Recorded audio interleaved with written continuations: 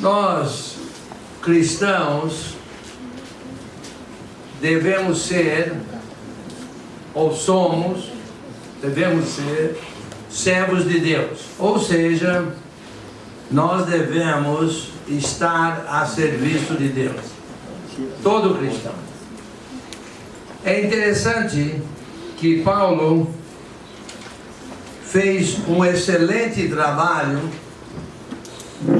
no que nós consideramos como sendo a terceira viagem missionária, que foi na cidade de Éfeso, onde toda a palavra do Evangelho se propagou, a palavra do Evangelho se propagou por toda a Ásia, através do trabalho missionário de Paulo e do serviço dos irmãos lá da cidade de Éfeso. Todos consideram, pelo menos todos que eu já li, que foi o maior trabalho missionário de Paulo, que é o que nós chamamos de terceira viagem, que foi na cidade de Éfeso. No entanto, já no final do século, quando João escreveu Apocalipse, eu diria aproximadamente há uns 30 anos para arredondar, depois do trabalho de Paulo, o apóstolo João escreveu às igrejas da Ásia, inclusive a igreja de Éfeso, 7 cartas, e a carta à igreja de Éfeso, eu não vou ler tudo aqui, mas ele diz assim, o Jesus dizendo na revelação a João, com referência à igreja de Éfeso: tenho, porém, contra ti que abandonaste o primeiro amor. Lembra-te, pois, de onde caíste, arrepende-te e volta à prática das primeiras obras, dos primeiros serviços, do grande serviço que eles faziam. Se não, venho a ti e moverei do seu lugar o teu candeeiro, caso não te arrependas.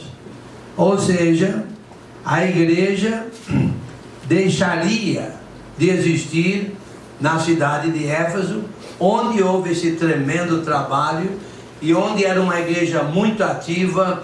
Não vou descrever muito sobre isso, mas como eu disse, a palavra, o Evangelho se propagou por toda a Ásia, inclusive a lugares como Colossos, a igreja aos Colossenses, a carta aos Colossenses que Paulo eventualmente escreveu e assim por diante. É interessante, a igreja foi estabelecida, como eu mencionei, na terceira viagem. Já na quinta viagem, quando Paulo saiu da prisão e voltou e passou pela ilha de Creta e pela Ásia Menor, pela Ásia, e ele passou por Éfeso, com rumo à Macedônia, na quinta viagem, 2 viagens depois, já havia problema lá, naquela cidade, naquela igreja. No versículo 3 de 1 Timóteo, capítulo 1, Paulo diz assim: quando eu estava de viagem rumo da Macedônia, te roguei permanecesses ainda em Éfeso, para demonstrares a certas pessoas, a fim de que não ensinem outra doutrina. Doutrina contrária à verdadeira doutrina. Isso 2 viagens depois, poucos anos depois.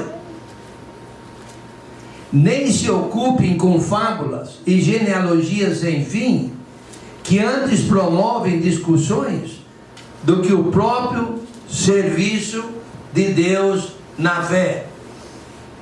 Uma doutrina que ia contra a doutrina verdadeira, que é a doutrina que tem a ver com o serviço de Deus na fé. Ora, O intuito da presente demonstração, versículo 5, visa ao amor que procede de coração puro e de consciência boa e de fé sem hipocrisia. Esse é o verdadeiro serviço de Deus na fé. É o amor que procede de coração puro, de boa consciência e de fé sem hipocrisia. Coração puro, que foi até mesmo o assunto, lá o tema lá do Congresso do Nordeste, lá em Santa Cruz do Capibaribe, tem a ver com um coração não dividido, um coração voltado unicamente para as coisas de Deus.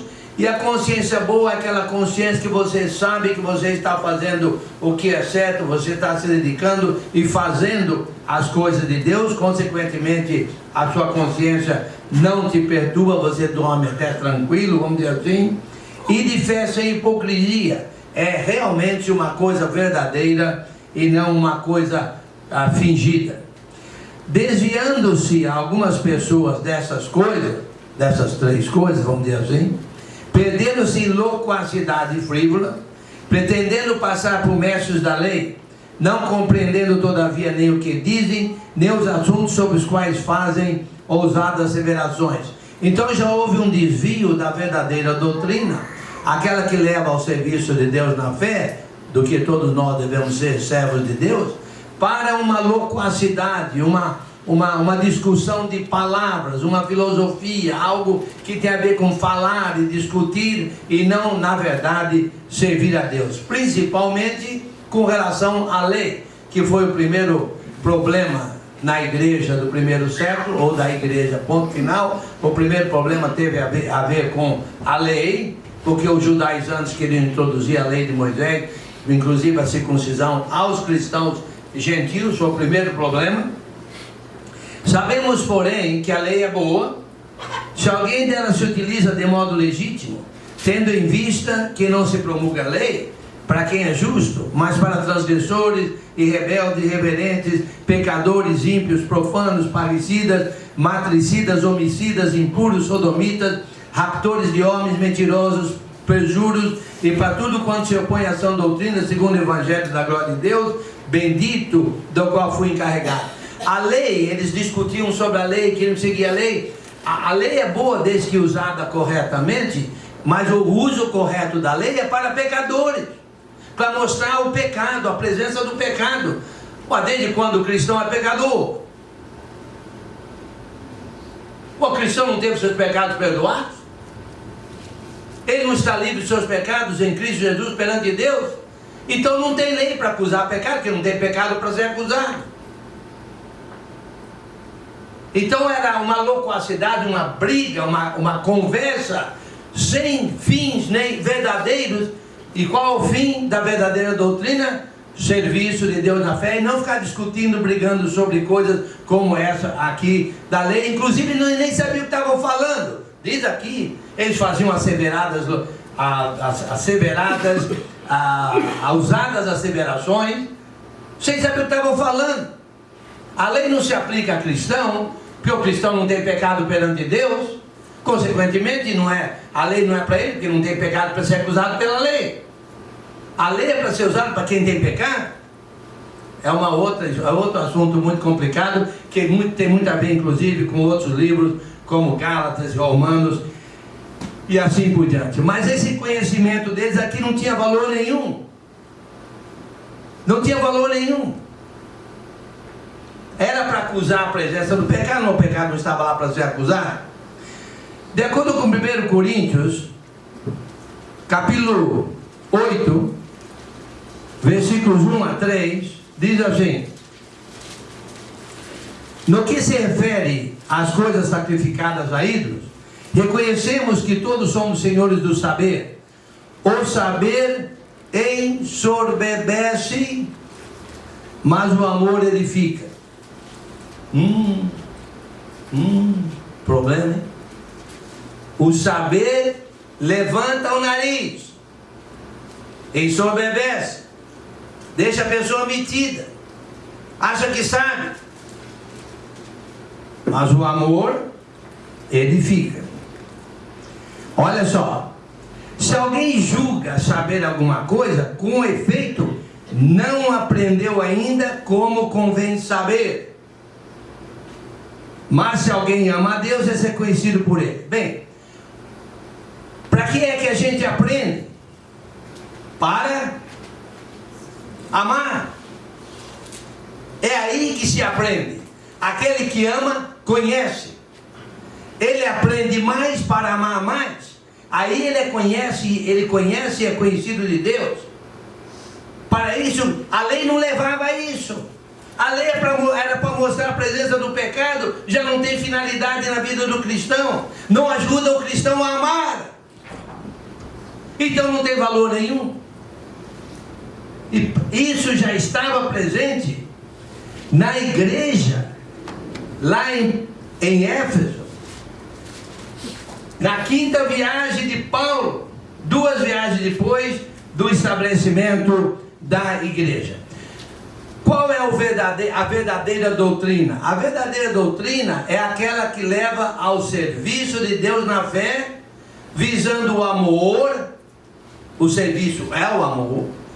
O amor é o serviço que procede de coração puro, uma boa consciência e uma fé sem hipocrisia. Desviando-se algumas dessas coisas, se perdem numa doutrina que não é a doutrina verdadeira. No livro de 1 Timóteo, a gente nota vários serviços de Deus na fé. Vários serviços de Deus na fé. O primeiro tratado por Paulo é o de evangelismo. É o serviço de evangelista. Nem todos são evangelistas, nem todos somos. No caso de Paulo aqui, ele trata de 2 que são evangelistas, que são exatamente ele, Paulo, e o outro que seria Timóteo. 2. Mas como é que eles deveriam fazer o serviço de evangelismo? Que é o amor, com um coração, com um amor, de um coração que procede de um coração puro, boa consciência e uma fé sem hipocrisia. Esse é o combate, o dever, versículo 18, de que te encarrega, ó filho Timóteo, segundo as profecias de que antecipadamente foste objeto, combate firmado nelas o bom combate. Faça o trabalho evangelista. Esse amor que procede de um coração puro, uma boa consciência, uma fé sem hipocrisia. Faça esse trabalho. Eu estou fazendo. Deus teve misericórdia de mim, me trouxe o pior dos pecadores, e eu estou fazendo isso. E você também é um dever de que te encarrego. Sabe que eventualmente Paulo passou o bastão para Timóteo já na segunda carta a Timóteo, que Paulo seria martirizado em Roma. Mantendo fé e boa consciência, porquanto alguns tendo rejeitado a boa consciência, alguns, eu entendo que são alguns pregadores,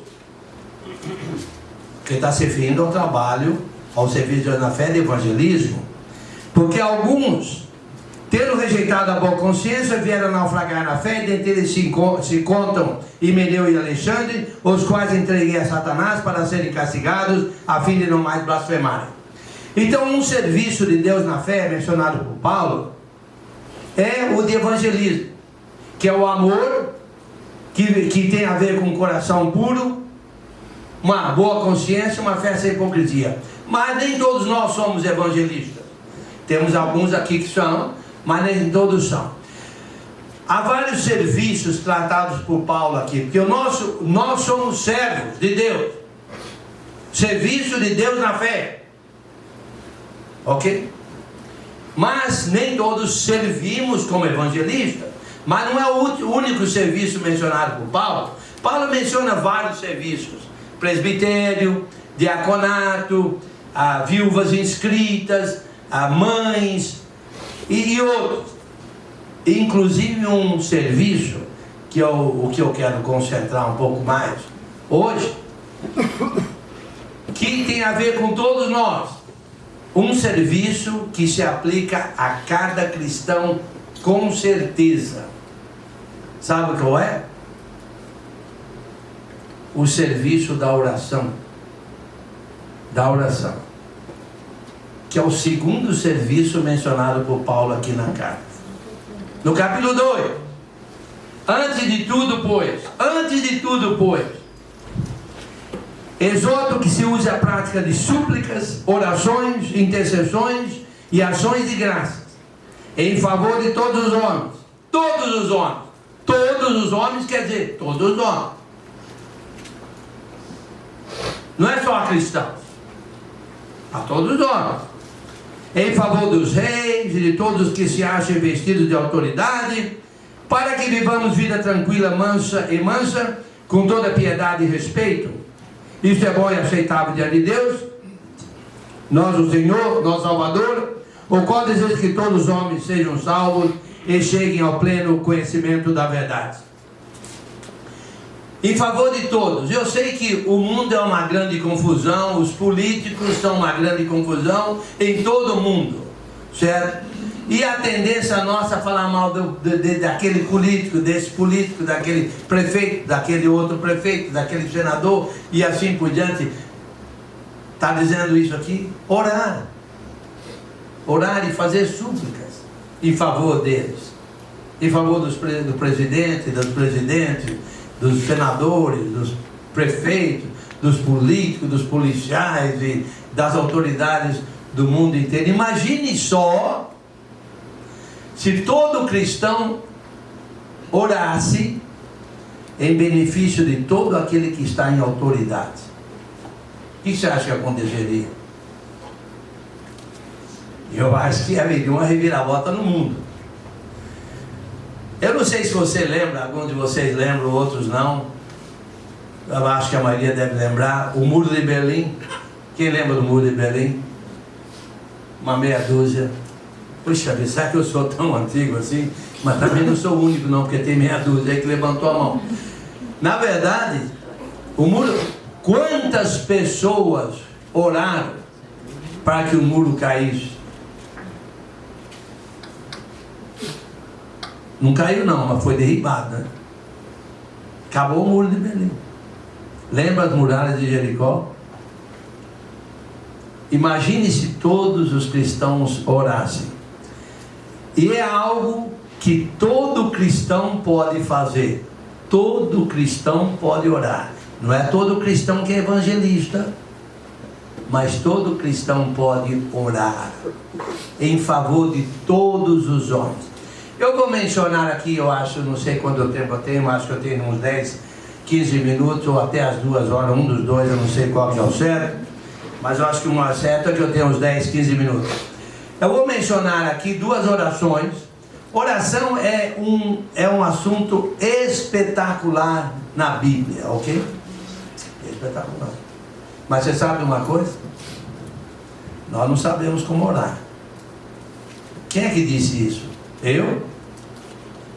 Não. Paulo, no livro de Romanos. Mas vamos aprender cada vez mais. E também diz lá, Paulo disse que o Espírito Santo intercede com relação às nossas orações. Ok? E não vou entrar nesse detalhe.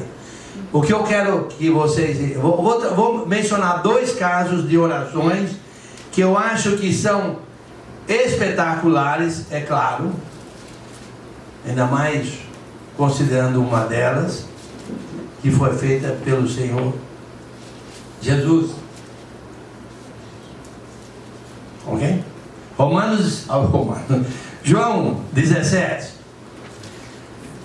Há uma oração aqui. Jesus orava sempre.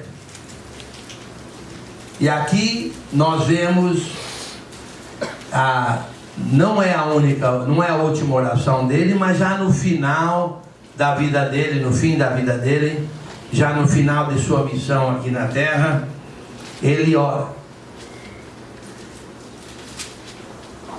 Tendo Jesus falado essas coisas, versículo 17, levantou os olhos ao céu e disse: que coisas? Essas coisas aqui que Jesus falou, está falando com os discípulos aqui, que já vai chegar a hora dele, etc., já no final da vida. E ele orou, olha só, 3 anos, Jesus trabalhou ensinando os discípulos dele aqui, os apóstolos. 3 anos, ensinando. A meu modo de ver, não caía a ficha. É. Se você for no livro de Lucas, no final do livro, você vai ver quando é que caiu a ficha. Quando Jesus apareceu aos seus, depois de ressuscitado, aí então abriu-se-lhes o entendimento e passaram a entender tudo que os profetas, Moisés e as escrituras falavam de Jesus Cristo. Mas aqui, antes dele morrer na cruz, antes dele ser sepultado e ressuscitado e ido para o céu, ele orou. O que, pelo que eu entendo, é a maior oração do Novo Testamento, feita por Jesus.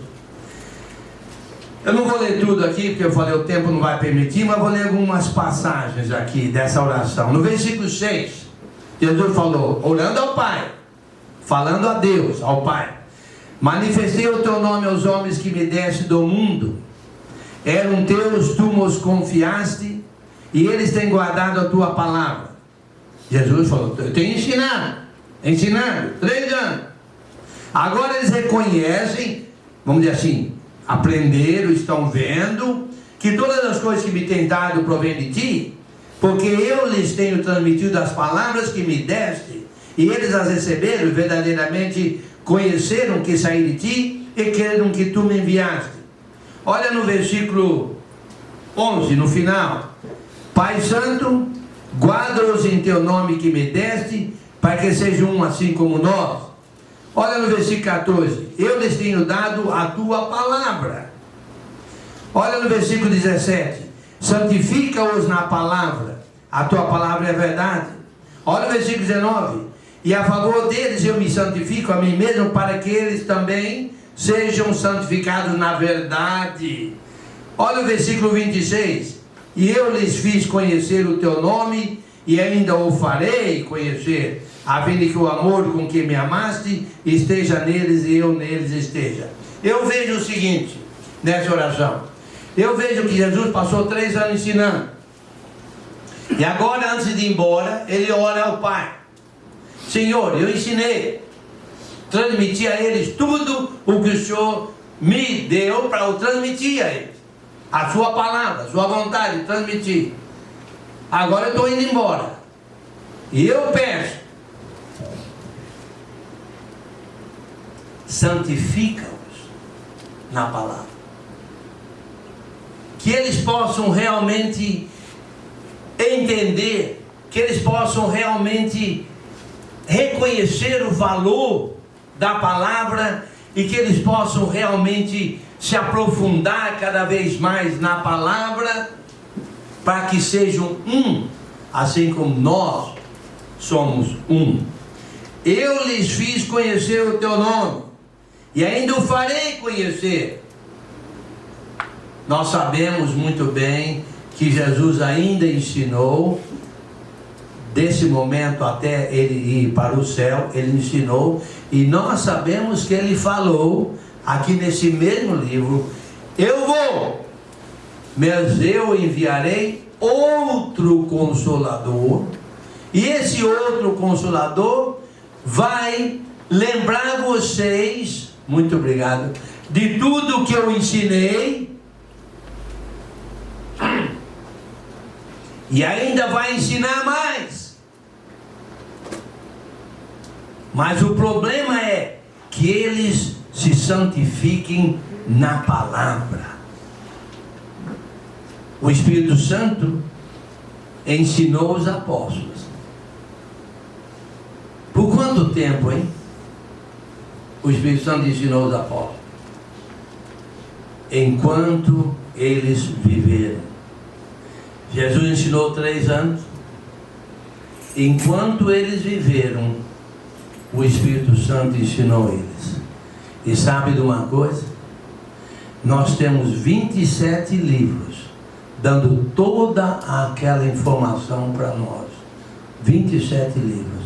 E a oração de Jesus é que nós sejamos santificados na palavra, dedicados, não divididos, que estejamos a serviço de Deus na fé, com um amor que procede de um coração puro, uma boa consciência e uma fé sem hipocrisia.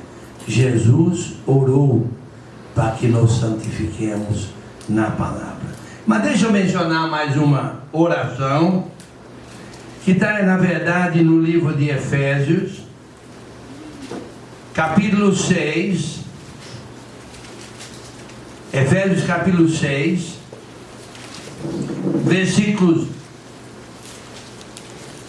18 em diante. Agora você lembra em João, quem é que está orando? Quem é que está orando? O Verbo que estava no princípio, estava com Deus e era Deus, e criou todas as coisas pela sua palavra, poderosa palavra. O livro de João, nós vemos o poderoso Verbo transmitindo toda a informação de Deus para nós. E no fim, ele ora para que nós possamos entender e nos santificar nessa poderosa palavra verbalizada pelo Verbo Criador que criou todas as coisas, o próprio Jesus Cristo, o Verbo que se fez carne e habitou entre nós, cheio de graça e verdade, e vimos a sua glória, glória como do unigênito do Pai, lá no capítulo 1 de João, versículo 14. Mais uma oração. Olha o que tem de orações na Bíblia. Um espetáculo. Mas aqui nós vemos o assunto de oração no livro de Efésios.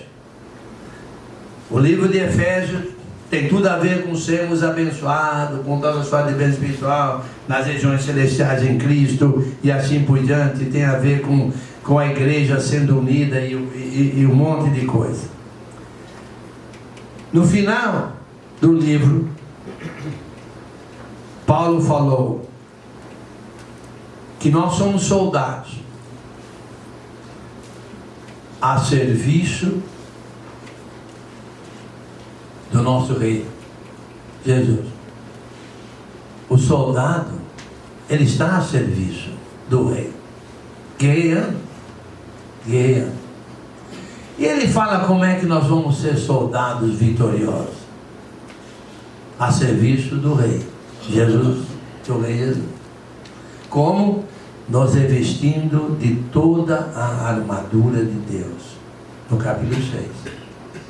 E ele menciona a armadura, o capacete, menciona o peitoral, não sei como é que, a sandália, assim por diante, toda a armadura. Mas tem uma outra parte da armadura que eu não sei se muita gente considera como armadura. Eu entendo que é a armadura do soldado. A meu modo de ver, eu li isso em algum lugar, e eu concordo plenamente, que o soldado, quando sai à batalha, ele ora, inclusive aos seus deuses. No caso do soldado cristão, ao rei, ao Deus verdadeiro. É uma batalha. Eu não sei se você já viu, até mesmo em futebol, se faz muito disso, né? O sujeito entra lá no campo fazendo o sinal da cruz, não sei o quê, o outro lá. Quantos você já viu de joelho, antes do jogo começar, as mãos orando, já viu isso? Antes daquela batalha, aquele jogo. A memória de ver um soldado ora. E aqui no final da armadura, tem assim, no versículo 6, versículo 18. Com toda oração e súplica, orando em todo o tempo no Espírito, e para isto vigiando com toda perseverança e súplica, por todos os santos. Você ora por todos os santos? Está a serviço de Deus na fé? Um dos serviços que nós vimos lá em 1 Timóteo capítulo 2 é a oração por todos os santos, por todos os santos. Eu acho que não é por nome, né? Se for por nome, você não vai acabar a oração nunca, né? Aliás, você não sabe o nome de todos eles, mas você sabe o nome de alguns santos. Você sabe de alguns santos que estão tendo algum problema? Você sabe de alguns santos que estão trabalhando, que estão tendo dificuldade de uma maneira ou outra, econômica, ou no casamento, ou no serviço, ou algum tipo, ou algum problema espiritual, talvez uma fraqueza espiritual, talvez sendo vencido pelo pecado, lá como diz em Tiago, etc. Orar por todos os santos, mas não só isso, também por mim, Paulo falando, para que me seja dada no abrir da minha boca a palavra para com intrepidez, fazer conhecido o mistério do Evangelho, pelo qual sou embaixador em cadeias, para que em Cristo eu seja ousado para falar como me cumpre fazê-lo. Será que nós oramos a favor dos evangelistas?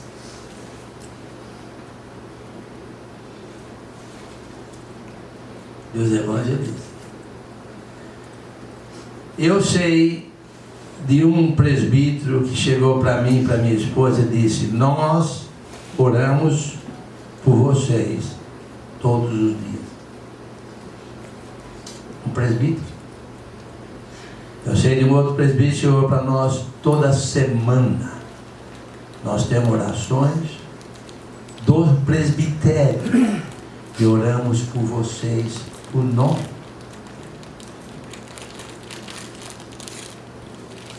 Eu não levanta a mão não. Não levanta a mão não. Mas será que você já orou por mim como evangelista?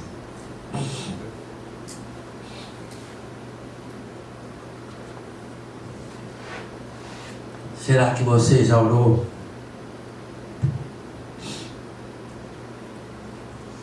por ele? Short. Por nós. E outros. Tem vários aqui, né? Sei que tem o Ricardo, tem o Álvaro, tem outros, né? Tem o Nilton, tem as esposas, e assim por diante. Tem o Adélito, né? Aqui também. Certo? Será que você, nas suas orações, já orou pessoalmente por eles? O Randy tem um trabalho difícil aqui, né? O chefão Randy, né? Trabalho difícil. Você já orou por ele? No trabalho dele, que Deus dê ele paciência, longanimidade, perseverança. A todos nós. Você sabe que é difícil às vezes até perder a paciência, me faz pensar no Moisés. Moisés, uma hora lá, perdeu a paciência, lembra? Deus falou para conversar, ele bateu na rocha. Eu acho que ele errou o alvo. Devia ter batido na cabeça dos judeus, que eles que estavam sendo teimosos. Será que nós oramos pelos evangelistas pelo mundo afora? Não somos os únicos evangelistas, não. Não somos os únicos. No Brasil e no mundo afora, será que nós oramos por eles? Para que Deus abra a mente deles, a boca deles, para que eles possam fazer e falar para a propagação do Evangelho de nosso Senhor e Salvador Jesus Cristo. Eu já falei isso, eu acho interessante, e vou terminar.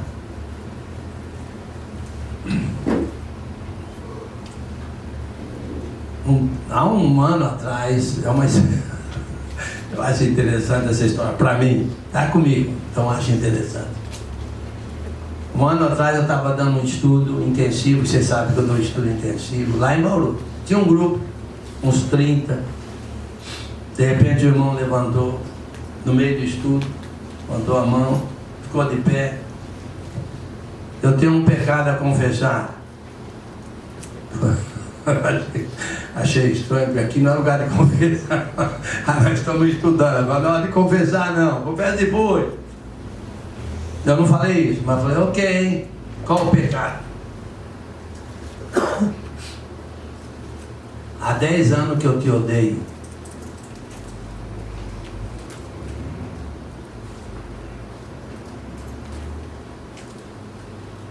Falei, meu irmão, qual é o seu nome?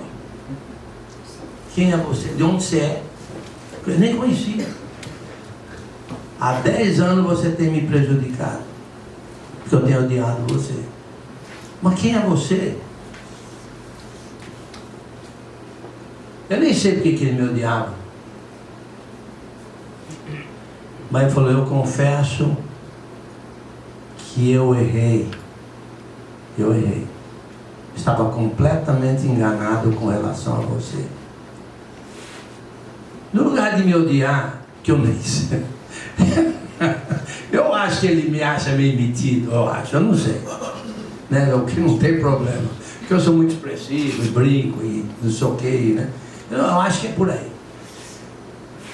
No lugar de ter me odiado por 10 anos, agora é um grande amigo, agora é um grande defensor, está com a gente sempre, né?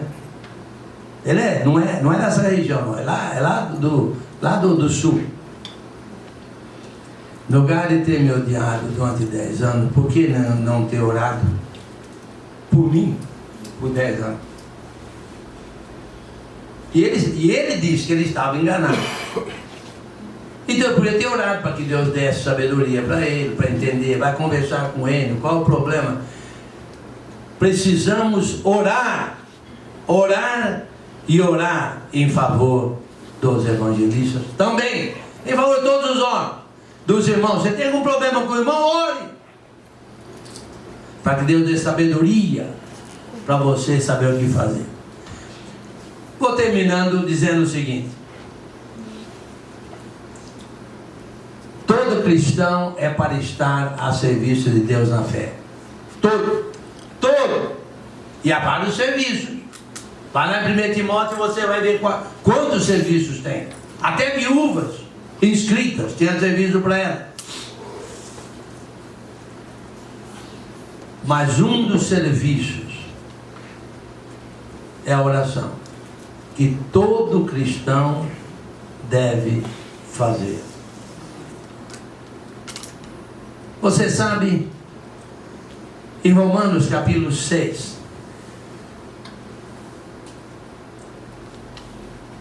o assunto ali é pecado. Não é nem batismo, é pecado. E está dizendo o seguinte: os judeus achando que podiam pecar à vontade, porque a graça é muito grande, então quanto mais peca, a graça vai ter maior, e aí vai, então vamos pecar porque a graça é maior que o pecado, a graça vai ganhar sempre. Não. Paulo diz: Jesus Cristo morreu, foi sepultado, nasceu de novo e vive para Deus, vive a serviço de Deus até hoje. Sabia? Até hoje Jesus está a serviço de Deus por nós, lá no céu. E vocês, judeus, cristãos, vocês foram batizados na morte de Jesus. Foram batizados em Jesus. Eu fui batizado na morte dele, no sepultamento dele, na ressurreição dele e no serviço a Deus para sempre. Você está a serviço de Deus na fé. Você que não é cristão, você não pode estar a serviço de Deus na fé, porque entre outras coisas você não está na fé, e você entra na fé, morrendo, sendo sepultado, nascendo de novo e servir a Deus, porque é em Jesus Cristo que você morreria, seria sepultado, ressuscitaria e estaria a serviço de Deus na fé. É em Cristo Jesus. Que Deus nos dê muita sabedoria, porque somos servos de Deus. Vamos estar a serviço de Deus na fé, que é a verdadeira doutrina, que tem a ver com o amor que procede de coração puro, boa consciência e fé sem hipocrisia. Amém.